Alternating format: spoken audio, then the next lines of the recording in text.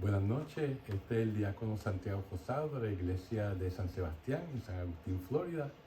Esta noche vamos a continuar con nuestro estudio del Evangelio de San Mateo, con el capítulo 13. Vamos entonces a empezar con la oración para antes de leer la Sagrada Escritura. En nombre del Padre, del Hijo, del Espíritu Santo. Amén.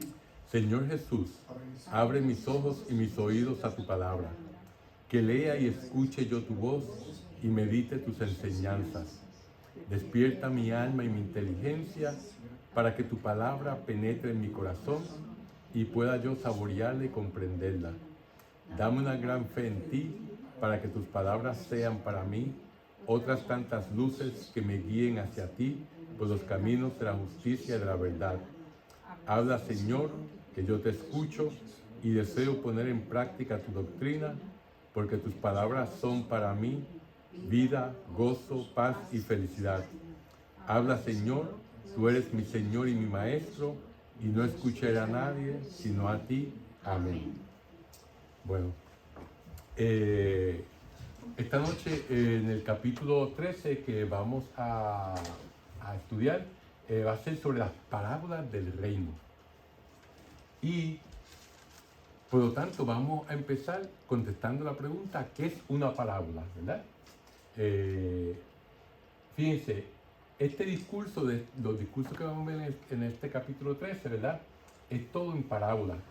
Y este discurso del capítulo 13 es el número 3 de los 5 discursos que hay en el Evangelio de Mateo, ¿verdad? Y la parábola es un género literario que se encuentra con cierta frecuencia en la Biblia. Como si el género del cuento, de la poesía, pues está el género de la parábola. Y el término traducido por parábola en hebreo es mashal, que significa varias cosas. Este término puede significar comparación, puede ser proverbio, un dicho sentencioso, puede ser apólogo o inclusivo adivinanza o enigma. O sea que todo eso son cosas que pueden verdaderamente estar incluidas en ese género que se llama parábola, ¿verdad? Y que Jesucristo, como vamos a ver, utilizó frecuentemente.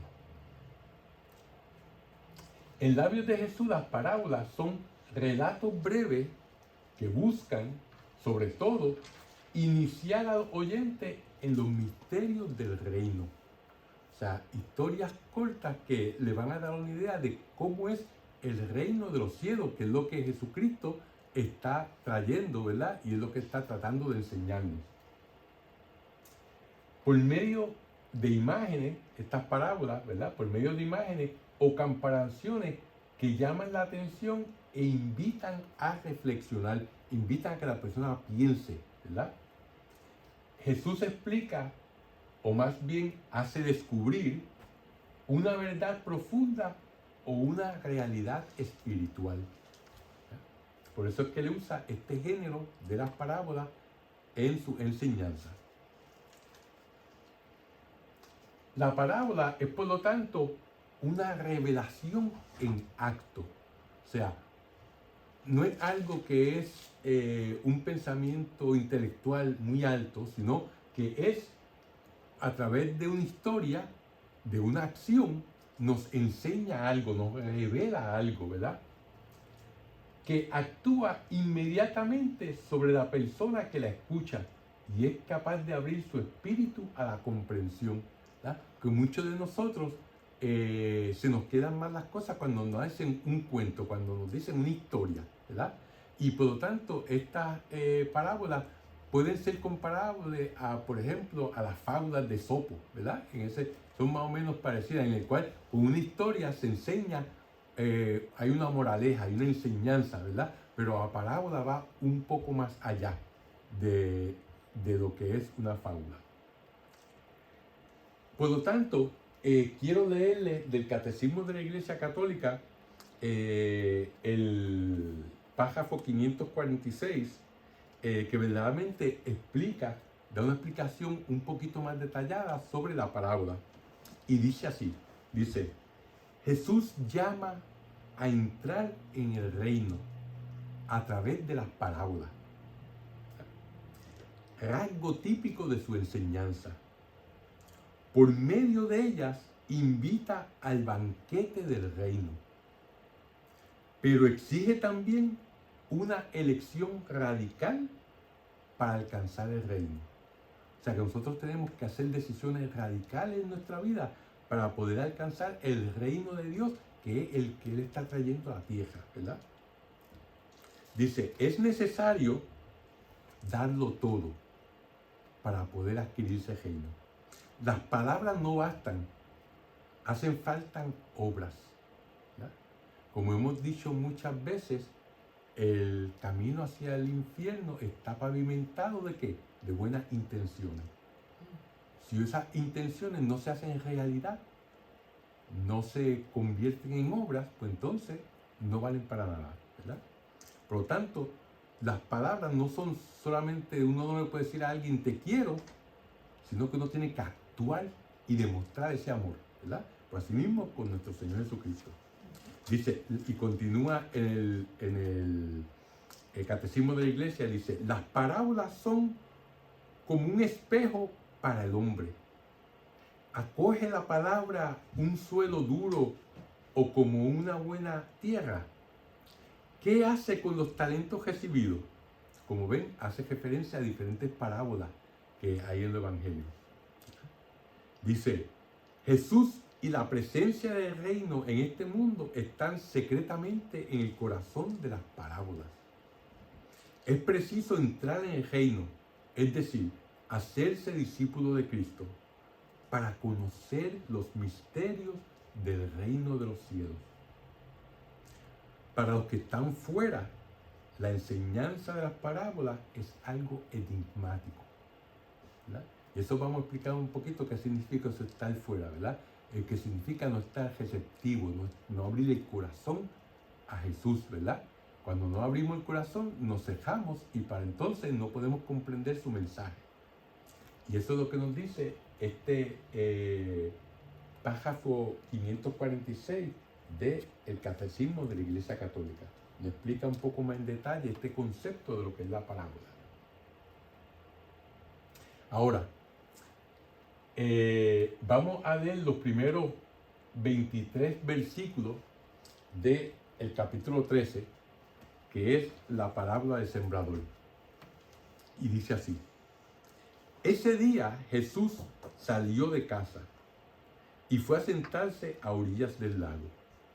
Pero la gente vino a él en tal cantidad que subió a una barca y se sentó en ella, mientras toda la gente se quedó en la orilla.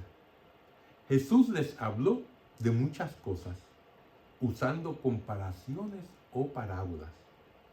Les decía, el sembrador salió a sembrar, y mientras sembraba, unos granos cayeron a lo largo del camino. Vinieron las aves y se los comieron. Otros cayeron en terreno pedregoso, con muy poca tierra, y brotaron enseguida, pero no había profundidad. Pero apenas salió el sol, los quemó y por falta de raíces se secaron. Otros cayeron en medio de cardos. Estos crecieron y los ahogaron. Otros granos finalmente cayeron en buena tierra y produjeron cosecha, unos el 100, otros el 60 y otros el 30 por uno. El que tenga oídos, que escuche. Los discípulos se acercaron y preguntaron a Jesús, ¿por qué le hablas en parábolas? Jesús les respondió, a ustedes se les ha concedido conocer los misterios del reino de los cielos, pero a ellos no. Porque al que tiene se le dará más y tendrá en abundancia, pero al que no tiene se le quitará aún lo que tiene. Por eso les hablo de parábolas, en parábolas, porque miran y no ven, oyen pero no escuchan ni entienden. Pero ellos En ellos se verifica la profecía de Isaías. Por más que oigan, no entenderán. Y por más que miren, no verán. Este es un pueblo de conciencia endurecida. Sus oídos no saben escuchar. Sus ojos están cegados. No quieren ver con sus ojos ni oír con sus oídos y comprender con su corazón. Pero con eso habría conversión y yo los sanaría. Dichosos los ojos de ustedes que ven, dichosos los oídos de ustedes que oyen. Yo se lo digo, muchos profetas y muchas personas santas ansiaron ver lo que ustedes están viendo y no lo vieron. Desearon oír lo que ustedes están oyendo y no lo oyeron. Escuchen ahora la parábola del sembrador. Cuando uno oye la palabra del reino y no la interioriza, viene el maligno y le arrebata lo que fue sembrado en su corazón. Ahí tienen lo que cayó a lo largo del camino. La semilla que cayó en terreno pedregoso es aquel que oye la palabra y enseguida la recibe con alegría. En él, sin embargo, no hay raíces y no dura más que una temporada. Apenas sobreviene alguna contrariedad o persecución por causa de la palabra, inmediatamente se viene abajo. La semilla que cayó entre cardos es aquel que oye la palabra, pero luego las preocupaciones de esta vida y los encantos de las riquezas ahogan esta palabra y al final no produce el fruto. La semilla que cayó en tierra buena es aquel que oye la palabra y la comprende. Este ciertamente dará fruto y producirá 100, 60 o 30 veces más. Palabra de Dios. Fíjense que la parábola es la más larga de este discurso.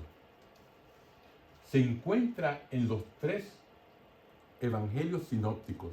Como hemos dicho, los evangelios sinópticos es Mateo, que es el que estamos estudiando, Marcos y Lucas, ¿verdad? Y esta parábola se encuentra en los 3, no se encuentra en el evangelio de Juan. Y es casi el ejemplo por excelencia de las parábolas del reino, de todas estas que vamos a ver esta noche, ¿verdad? El ejemplo por excelencia. Su mensaje puede resumirse así. ¿Por qué la palabra de Jesús produce efectos tan diferentes entre los oyentes? Porque eso es lo que son los terrenos. Nos está refiriendo a personas, ¿verdad? Como dice en la explicación, el pedregoso, el terreno con caldo, el terreno fértil, la semilla que los pájaros se comen porque cayó al lado del, ¿verdad? Todo eso se refiere a diferentes tipos de personas, ¿verdad? Hay que tener en cuenta que nos movemos en el misterio de la gracia, de que Dios concede y de la correspondencia del hombre. ¿Qué queremos decir con esto?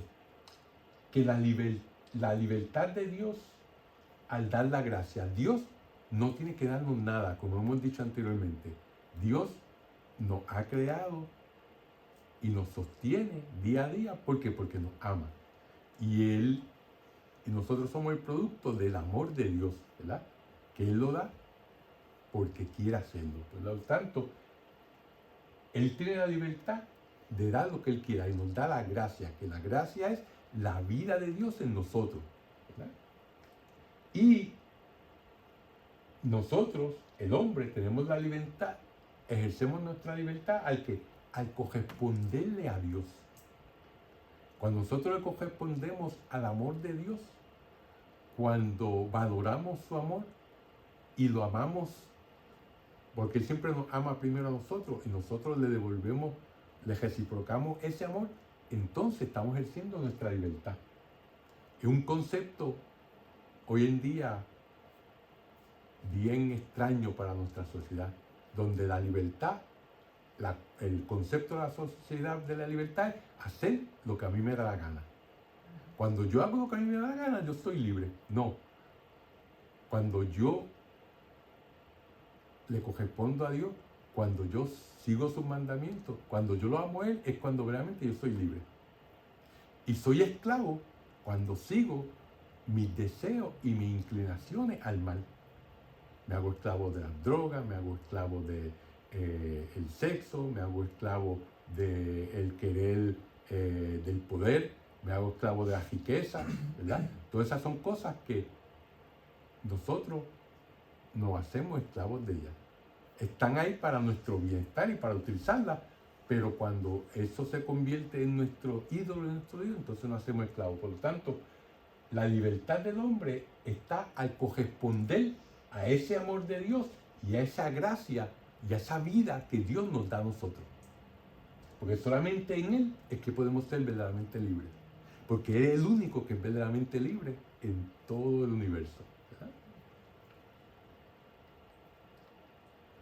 Por lo tanto, los discípulos no deberían de comprender al principio esta parábola, como vemos cuando escuchamos la lectura, ¿verdad? Era como pasar de la oscuridad a una luz potente. Y el maestro tuvo la paciencia de ir paso a paso explicándole a ellos esta parábola. La parábola resulta clara después que Jesús la explica, ¿verdad?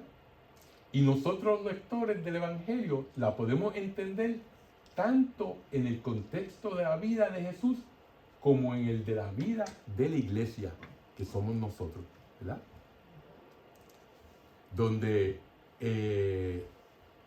vamos a ver que nosotros no solamente somos diferentes tipos de tejenos, sino que en nuestra vida unas veces podremos ser el tejeno pedregoso, otras veces podremos ser el tejeno de la salsa, ¿verdad?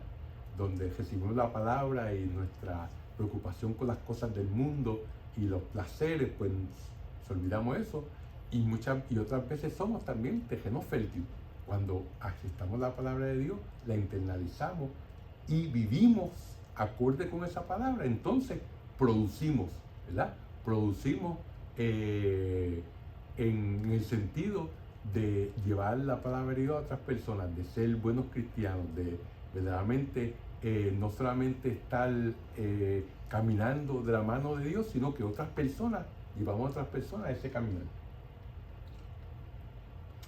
Mientras que la parábola original está centrada en el reino de Dios que llega, ¿verdad?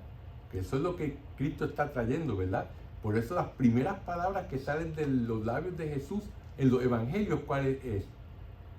Arrepiéntanse, que el reino de Dios ha llegado, ¿verdad? Esas son las primeras palabras de Jesús que dicen los evangelios. Por tanto, Jesús viene a traernos el reino de Dios, el reino de los cielos.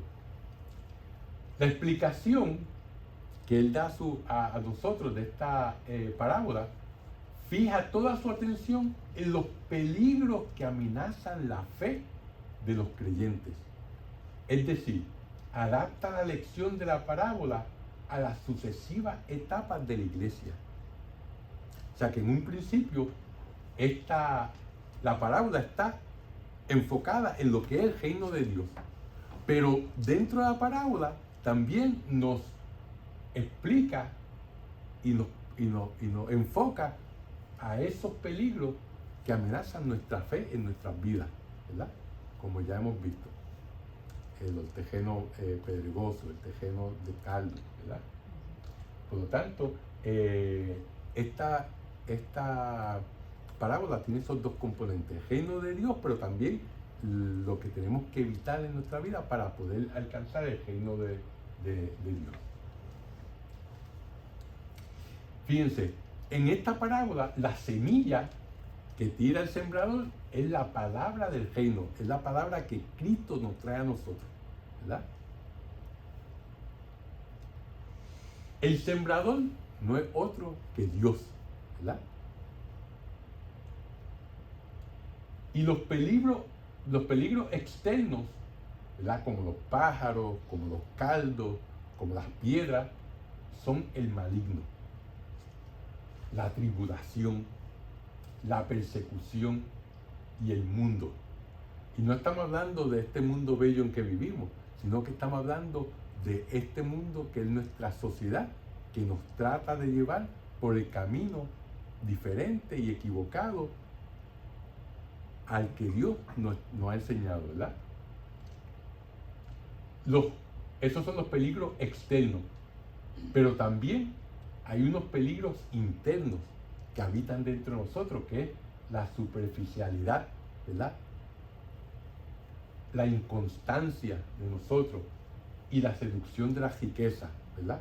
O sea, todas esas cosas que, o sea, que hay peligros que vienen de afuera, pero hay peligros que también se encuentran dentro de nosotros, que es básicamente que la concupiscencia, como hemos dicho, la palabra de domingo, que quiere decir nuestra inclinación al mal, ¿verdad? Aunque nosotros hemos sido bautizados y nuestra alma ya no tiene el pecado original, pero todavía nos queda esa inclinación al mal, ¿verdad? Por tanto, eso, como dice Jesucristo en otras partes del Evangelio, no nos hace impuros lo que comemos, sino hace impuro lo que sale del corazón del hombre, ¿verdad? Por lo tanto, esa inconsistencia de nosotros, que unas veces estamos con Dios, otras veces estamos con el diablo, ¿verdad?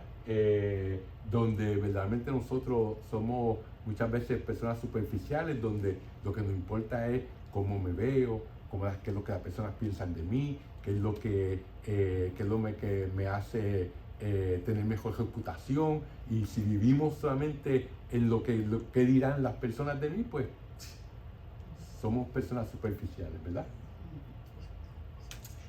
Por lo tanto, el mensaje final de esta parábola es que es un mensaje de esperanza. Y cuando hablamos de esperanza, desde el punto de vista de Dios, desde el punto de vista de la iglesia, no estamos hablando de la esperanza de pegarme en el millón de pesos. No, estamos hablando de la esperanza de nosotros de llegar al cielo. Esa es la esperanza del cristiano, de llegar al cielo después de esta vida. Por lo tanto, ese mensaje final es de nuestra esperanza de estar un día con nosotros, con Dios, por toda la eternidad. Porque solamente en Él es que nosotros estamos completos, ¿verdad? Por eso San Agustín nos dice en su libro de las Confesiones, que dice: nuestros corazones están inquietos y no descansarán hasta que descansen en ti. Porque nosotros hemos sido hechos por Dios y para Dios, ¿verdad? Bueno, la eficacia de la palabra de Dios se encuentra condicionada por la actitud de aquellos que la escuchan. O sea, la palabra de Dios siempre es poderosa, pero como nosotros tenemos libre albedrío, tenemos la opción de no escuchar la palabra.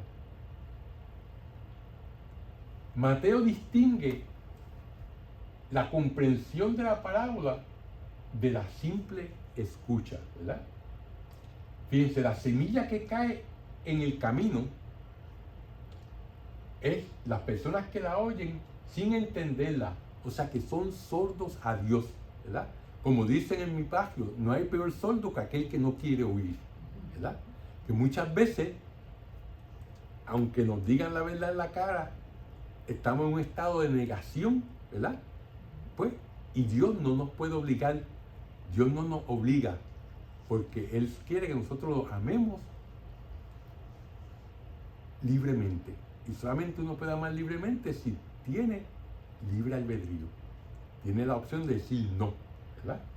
Por lo tanto, esos son las personas, la semilla, la palabra de Dios, que caen en el camino y los pájaros se lo llevan, el maligno se la lleva, porque la persona está sorda a esa palabra de Dios, no la quiere aceptar, ¿verdad? Por la razón cual sea. El terreno pedregoso, ¿verdad?, es como la muchedumbre que lo oyeron junto al monte, ¿verdad? Hablamos del monte cuando Jesús dio el sermón del monte, ¿verdad?, donde dio la bienaventuranza, ¿verdad? Eso se encuentra en el capítulo 5 de este Evangelio de Mateo. Estas personas que se beneficiaron, o también puede ser los que se beneficiaron de sus milagros, todo eso que Él curó, ¿verdad?, física, mental y espiritualmente. Pero en cambio, le dejaron solo a la hora de la prueba, ¿verdad? Eso es el camino pedregoso. Y eso nosotros, Dios nos ha dado todo. la vida, nos ha dado la familia, nos ha dado el trabajo, nos ha dado todos esos beneficios que recibimos de Él, pero sin embargo a la hora de la prueba, a la hora de la verdad, pues le damos la espalda a Él.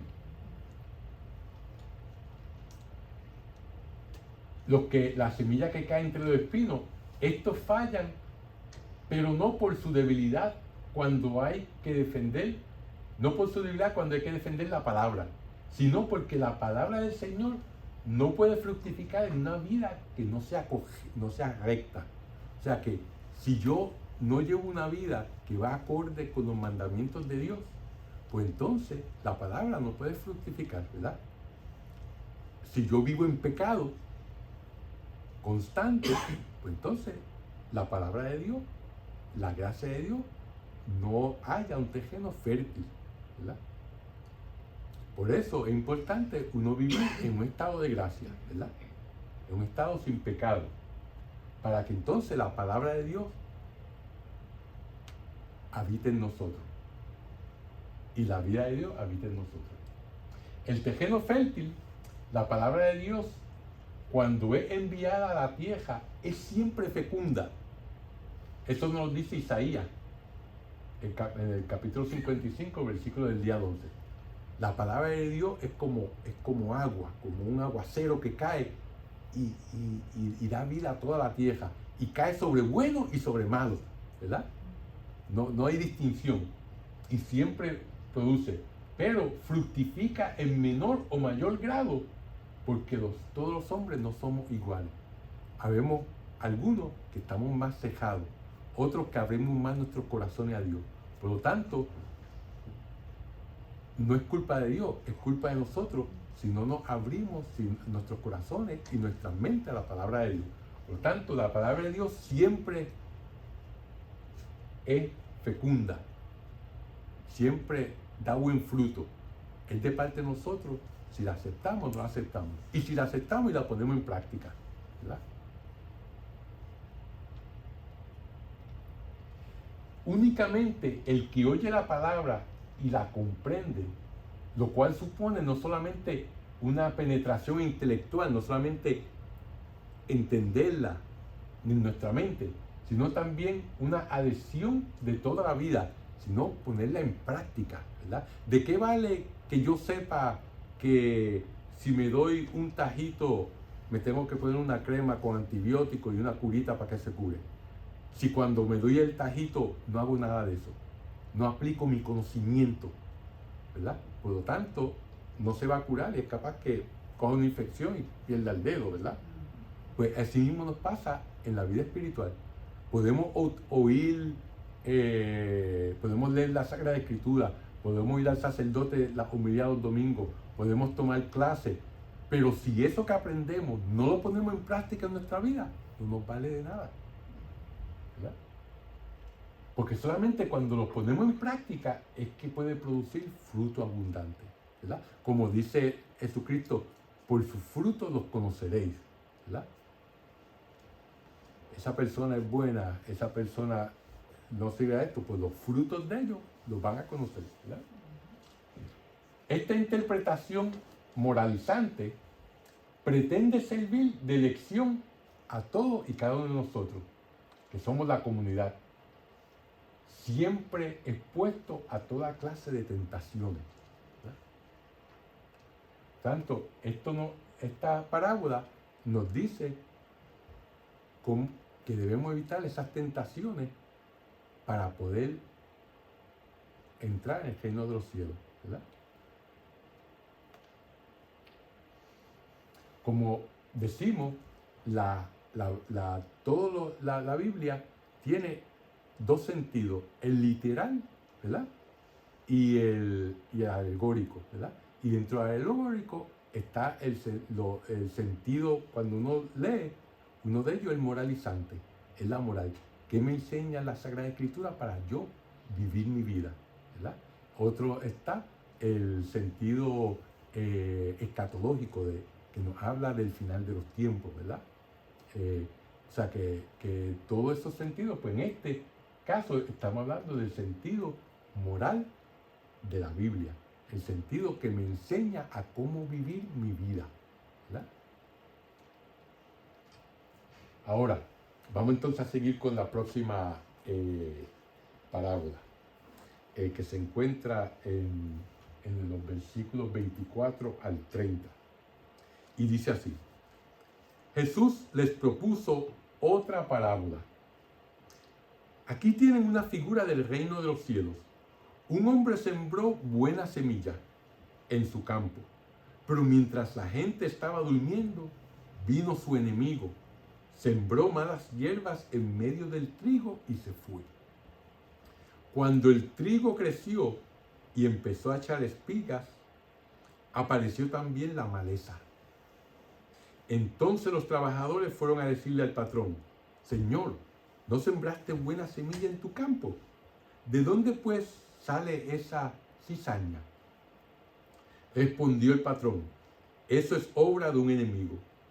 Los obreros le preguntaron: ¿quieres que arranquemos la cizaña? No, dijo el patrón, pues al quitar la cizaña podrán arrancar también el trigo. Déjenlos crecer juntos hasta la hora de la cosecha. Entonces diré a los segadores: corten primero las malas hierbas, hagan fardos y arrójenlos al fuego. Después cosechen el trigo y guárdenlo en mis bodegas. Palabra de Dios. Fíjense que después de la parábola del sembrador y de su explicación que acabamos de oír anteriormente, Mateo añade 3 parábolas más. La de la cizaña, que acabamos de oír ahora, la del grano de mostaza, que oiremos más adelante, y el de la levadura.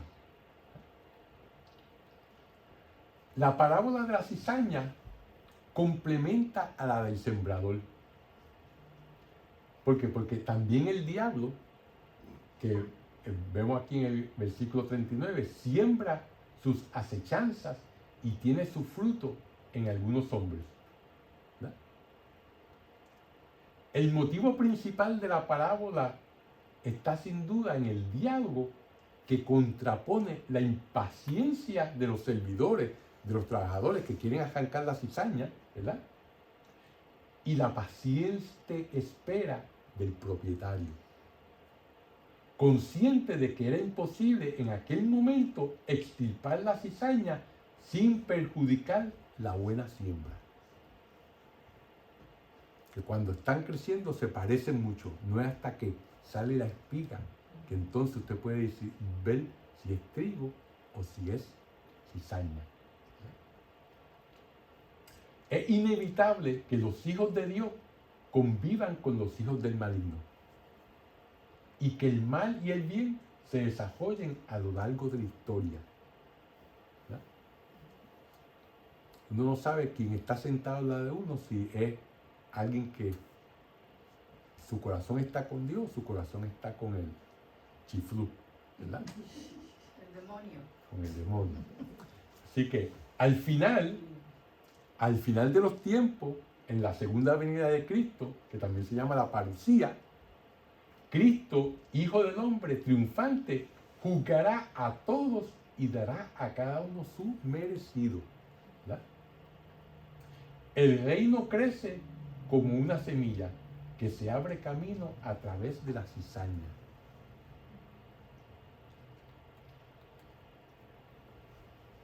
Ahora, vamos a ver la próxima parábola, que es el grano de mostaza. Dice: Jesús les propuso otra parábola. Aquí tienen una figura del reino de los cielos. El grano de mostaza que un hombre tomó y sembró en su campo. Es la más pequeña de las semillas, pero cuando crece se hace más grande que las plantas del huerto. Es como un árbol, de modo que las aves vienen a posarse en sus ramas. Palabra de Dios. Fíjense, esta parábola contrapone la pequeñez de la semilla a la altura en que crece la planta que sale de esa semilla. Es decir, un humilde comienzo y la etapa final de un desarrollo sorprendente. ¿Verdad? Fíjense, Así de chiquito es la semilla de mostaza. Así acogirá con el reino de Dios. A pesar de unos comienzos apenas perceptibles en la actividad de Jesús, que solamente estuvo 3 años predicando, y después de esos 3 años solamente tenía 12 apóstoles, y ellos también lo abandonaron cuando lo crucificaron, ¿verdad? Él se convertirá por la fuerza de su vitalidad interior en una gran realidad difundida por el mundo entero. Un hombre que aparentemente fracasó en todo lo que hizo, pero por la fuerza que tenía la vida de Dios en él, que él es Dios, ¿verdad? Pues ese gran mostaza se difundió para todo el mundo.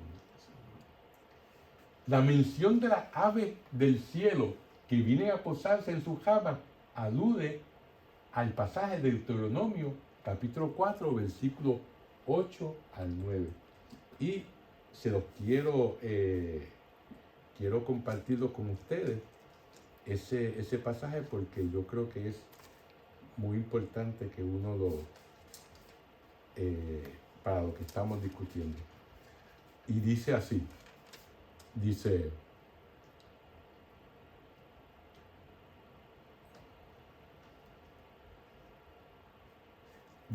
¿y qué nación hay tan grande que tenga normas y mandamientos tan justos como esta ley que yo te entrego hoy? Pero fíjate bien. Perdón, este no es el pasaje.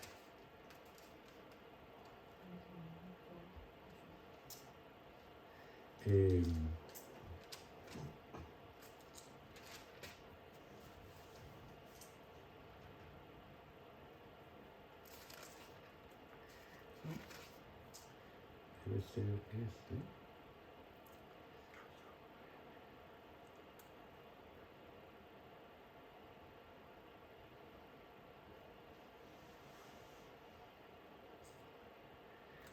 Se lo voy a tener que dar más adelante. Parece que lo copié mal al hacer pero bueno.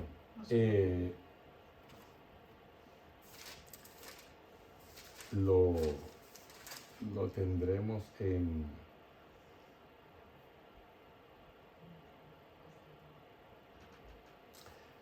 se lo daré más adelante. Pero en Deuteronomio alude a las aves del cielo, ¿verdad? Vamos a ver entonces la próxima parábola, que es la del grano de la levadura, que es el versículo 33, que dice así: Jesús les contó otra parábola. Aquí tienen otra figura del reino de los cielos. La levadura que toma una mujer y la introduce en 3 medidas de harina, al final toda la masa fermenta. También esta parábola está tomada de la vida cotidiana. La levadura tiene una enorme fuerza de penetración y hay una gran desproporción entre el tamaño del fermento y la cantidad de harina que hace fermentar.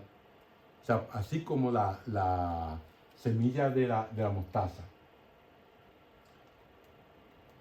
Fíjense que hay 2 posibles interpretaciones de esta parábola de la levadura. La primera es si se contrapone el poco fermento a toda la masa, o sea, que usted usa poco fermento para toda esa gran masa.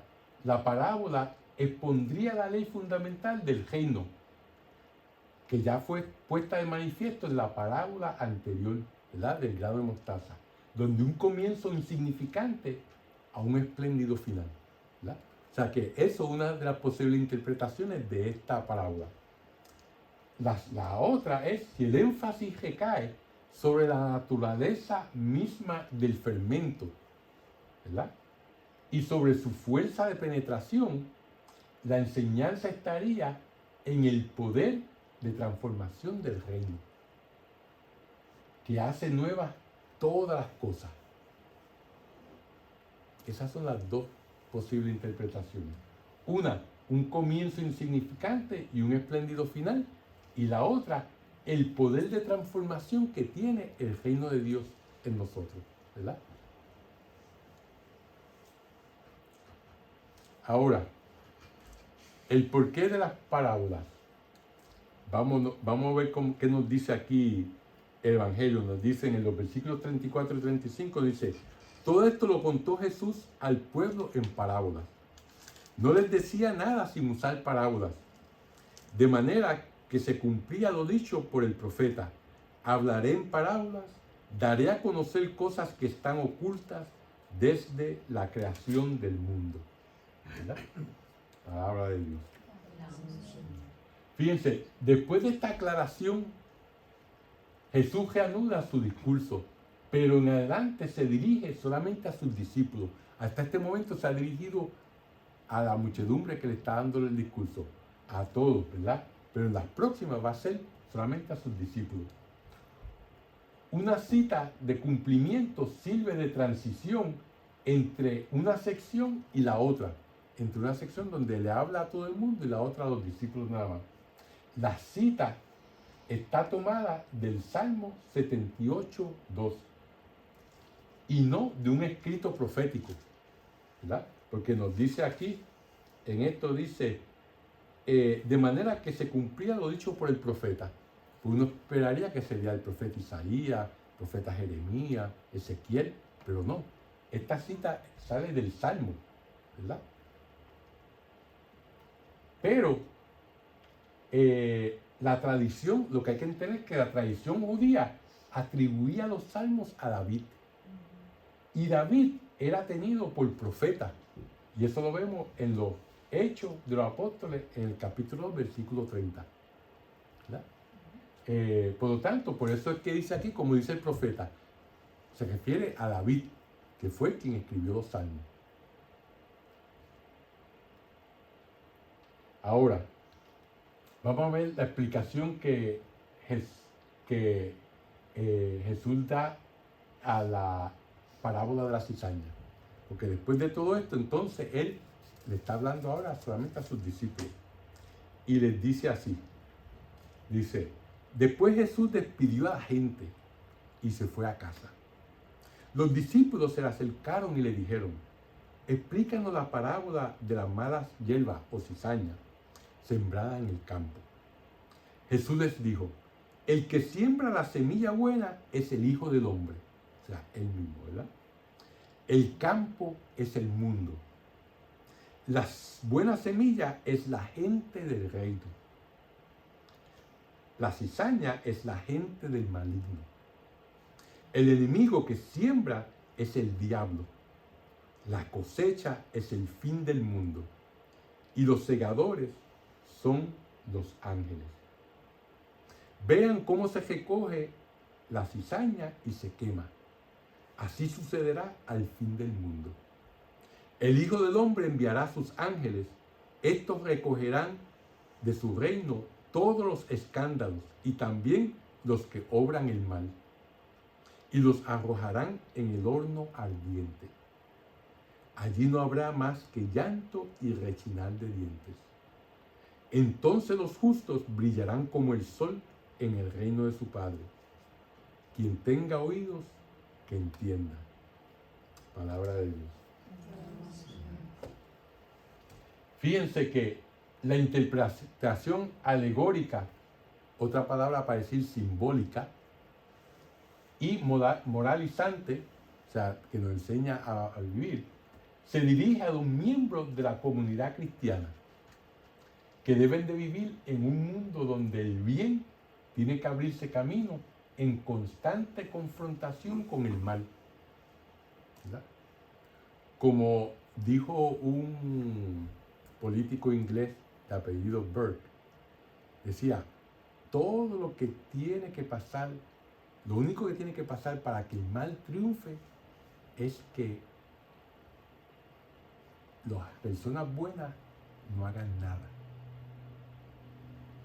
O sea, si uno ignora y no hace nada cuando ve algo malo, se cruza de brazos y dice, eso no tiene que ver nada conmigo, entonces el mal triunfa, porque no hay nadie que lo confronte, nadie que actúe en contra de una idea maligna o de una acción maligna, ¿verdad? Por eso es que nosotros podemos pecar. Uno de los pecados que cometemos es de omisión, ¿verdad? Hay los pecados de comisión, que hacemos algo malo, ya sea de pensamiento, palabra u obra, y de omisión, donde no hacemos un bien que deberíamos de hacer, o no contrarrestamos un mal que vemos, sea en nuestros hijos, sea en nuestros familiares, sea en las personas que trabajan con nosotros, sea en nuestra sociedad, ¿verdad? Así fue como se comportó Caín, ¿verdad? Cuando Dios le preguntó, ¿y dónde está tu hermano? Y él le dijo, es que yo soy el guardián de mi hermano. La contestación es sí, yo eres el guardián de tu hermano. Tú eres responsable por tu hermano. Así nosotros no solamente somos responsables por lo que nosotros hacemos, sino que somos responsables por lo que las personas que están alrededor de nosotros hacen. Y cuando nos quedamos callados y no decimos nada, no estamos confrontando el mal.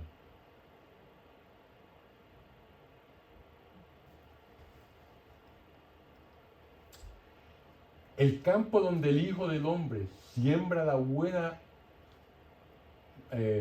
siembra lo bueno, la buena semilla, es el mundo, ¿verdad? En el mundo, el trigo y la cizaña crecen juntamente y se encuentran entremezclados. Tal vez el que viene a la iglesia todos los domingos, viene por otras razones, pero en su corazón no está en la iglesia. Y hay otra gente que tal vez no vengan a la iglesia, sean de otra religión o sean de otra esto, pero sin embargo en su corazón está con Dios, ¿verdad? Por eso San Agustín dice que hay gente que está en la iglesia y no son de la iglesia, hay gente que no está en la iglesia y son de la iglesia. Pero eso solamente Dios lo sabe, nosotros no lo sabemos, ¿verdad? Mateo se refiere aquí solo al mundo, no a la iglesia solamente, sino al mundo en general, ¿verdad? En este sentido. Pero la referencia a los escándalos que el Hijo del Hombre hará desaparecer de su reino, que acabamos de escuchar en el versículo 41, señala la presencia del mal incluso en el interior de la comunidad eclesial. Eso es algo que nosotros hemos vivido, ¿verdad? El escándalo de los sacerdotes que han abusado de niños, ¿verdad? Y así por el estilo, muchos otros escándalos. O sea que aún dentro de la iglesia, pues hay personas que su corazón no está con Dios. El trigo y la cizaña no pueden cambiar de naturaleza y dejar de ser lo que son. Pero los hijos del maligno sí pueden cambiar su forma de vida y convertirse en herederos del reino, ¿verdad? No importa cuán mala sea una persona, si se arrepiente de corazón, Dios lo perdona, ¿verdad?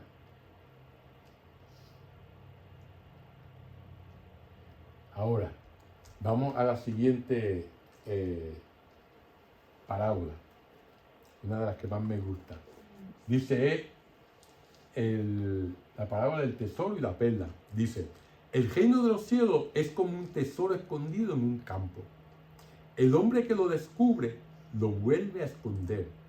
Su alegría es tal que va a vender todo lo que tiene y compra ese campo. Aquí tienen otra figura del reino de los cielos, un comerciante que busca perlas finas. Si llega a sus manos una perla de gran valor, se va, vende cuanto tiene y la compra. Palabra de Dios. Fíjense que el tesoro escondido y la perla de extraordinario valor son motivos muy frecuentes en los cuentos orientales. Si alguna vez se han leído Las Mil y una Noches, ¿verdad? Pues ahí hay cuentos también de tesoro escondido, de perlas de gran valor, y así en la literatura oriental eso es un tema bastante común, ¿verdad? sorpresa y alegría desbordantes, más que disposición sin reserva para el sacrificio y la renuncia, es el tema predominante en estas dos parábolas. La conducta de los personajes, tanto del comerciante de perlas o del hombre que encuentra el tesoro escondido, hace ver que Jesús comprendió el reino de Dios como un descubrimiento cuyo gozo acaba con cualquier tipo de vacilación, con cualquier tipo de duda. En los dos casos se toma una decisión radical, pero esa decisión se origina en la profunda fascinación que produce el descubrimiento del reino, ¿verdad? Uno descubrió el tesoro, se fue y vendió lo que tenía para comprar ese campo. El otro consiguió una perla de gran valor y vendió todo lo que tenía para comprar esa perla de gran valor. Por lo tanto, el reino de Dios no llega como una exigencia que reclama un sacrificio extraordinario o heroico. No, al contrario, es un gozoso don de Dios que por su dimensión y su bondad hace total y absolutamente feliz a la persona. Todo palidece ante el esplendor y la riqueza de lo que se ha descubierto. ¿Verdad? Eso es lo que llaman en griego metanoia, que se llama conversión, ¿verdad? Cuando la persona encuentra a Dios, cuando encuentra a Jesús, al reino de Dios, tiene un cambio de dirección en su vida. Ningún esfuerzo por conseguir el tesoro parece excesivo, que eso es lo más importante, ¿verdad?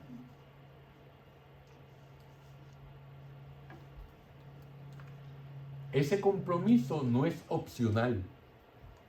Hay que asumirlo apenas se realiza el descubrimiento, ¿verdad? Como en esta parábola, el que encontró el tesoro ahí mismo se fue y vendió todo. El que encontró la perla de gran valor se fue y ahí para comprar esa perla. Pero lo realmente decisivo no es la renuncia a lo que antes se tenía, sino el gozo de poder entrar en el reino de Dios.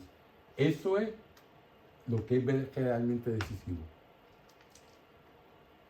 En tales condiciones, esa renuncia no es solo posible, sino incluso fácil y alegre.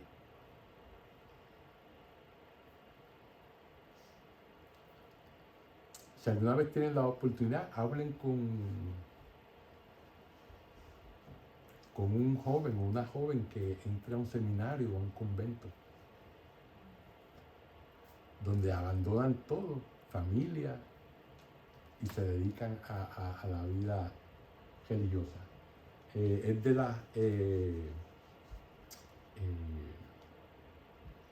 los testimonios más interesantes que uno puede ver, ¿verdad? Eso, porque han encontrado esa perla de gran valor.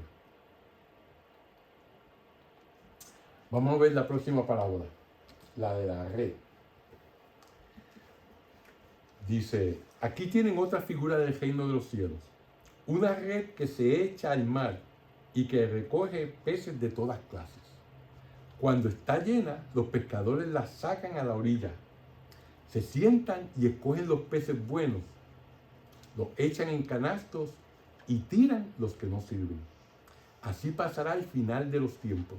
Vendrán los ángeles y separarán a los malos de los buenos y los arrojarán al horno ardiente. Allí será el llorar y el rechinar de dientes. Fíjense, la última parábola es una evocación de lo que el reinado de Dios será en el futuro, cuando llegue la hora del juicio final.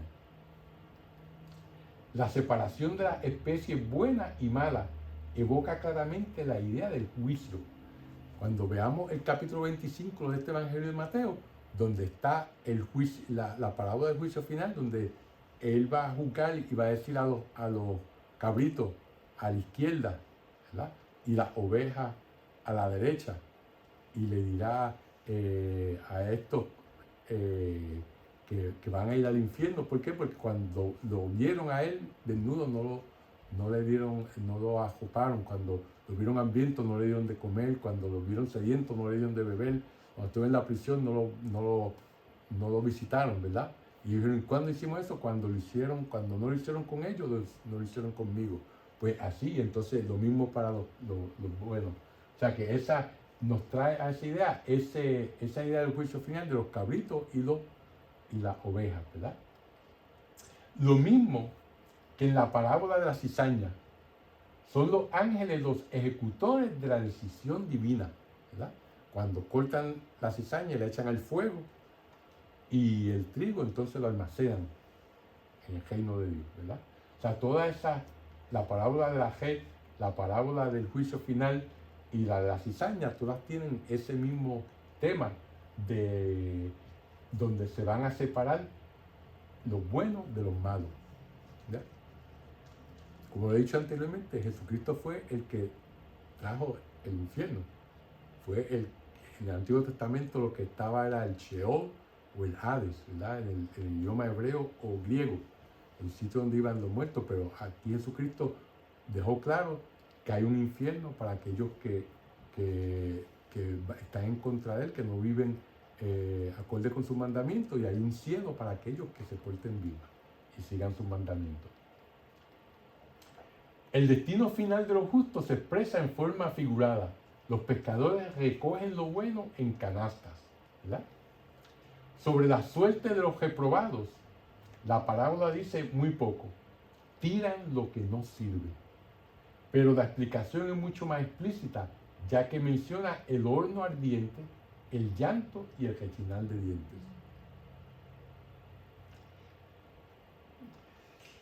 Vamos entonces a ver la conclusión del discurso de esta parte.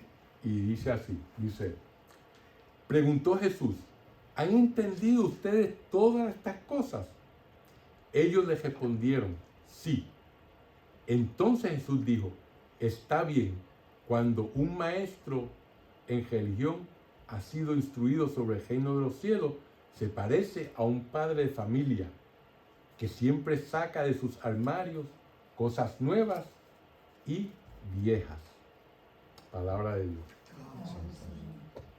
Fíjense que la imagen del escriba instruido en el reino de los cielos es muy evocadora. El escriba cristiano es el depositario de un tesoro que incluye lo nuevo y lo viejo, ¿verdad?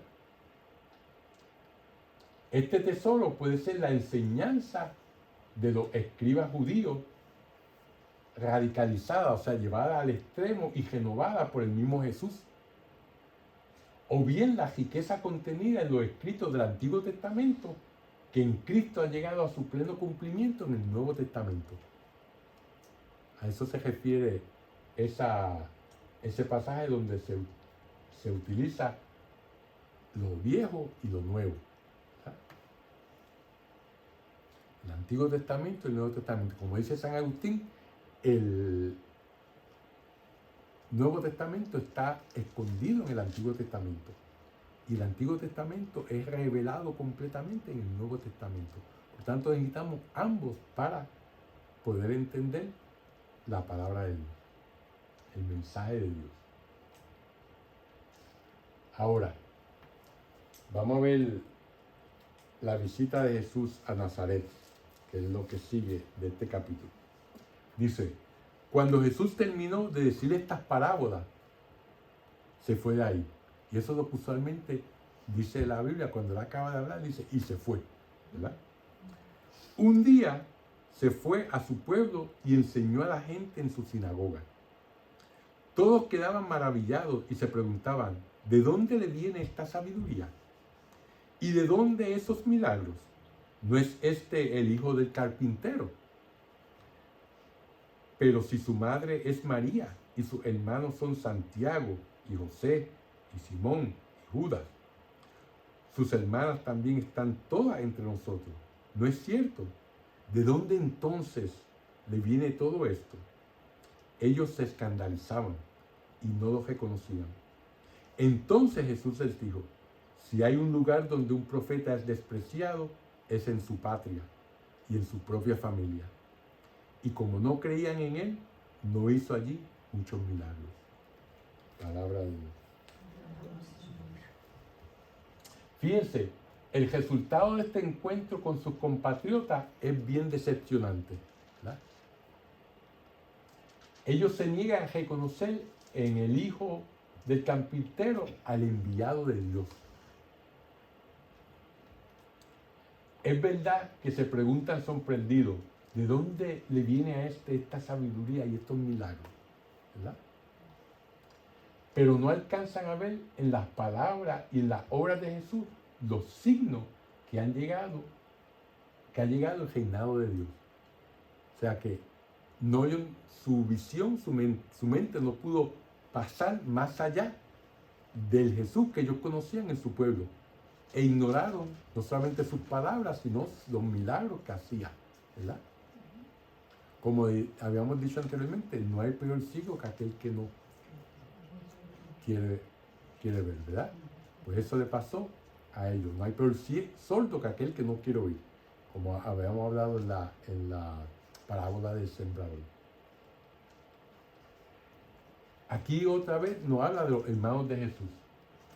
Tenemos, como hemos explicado anteriormente, tenemos que ver que el idioma hebreo y el arameo bíblico no tenían una terminología adecuada para distinguir con exactitud los diferentes grados de parentesco. Por lo tanto, los que eran hermanos, los que eran primos hermanos, los que eran primos segundos, primos terceros, todo eso se llamaban hermanos, ¿verdad? Y eso lo podemos ver en estos pasajes del Génesis, en estos pasajes de la primera crónica y la segunda crónica, ¿verdad?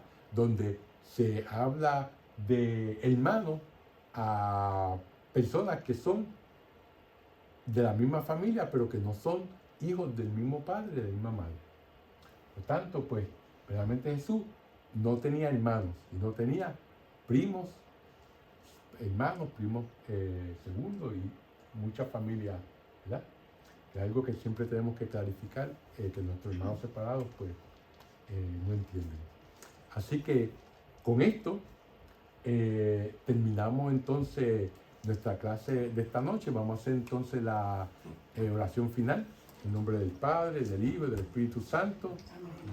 Dios te salve María, llena eres de gracia, el Señor es contigo.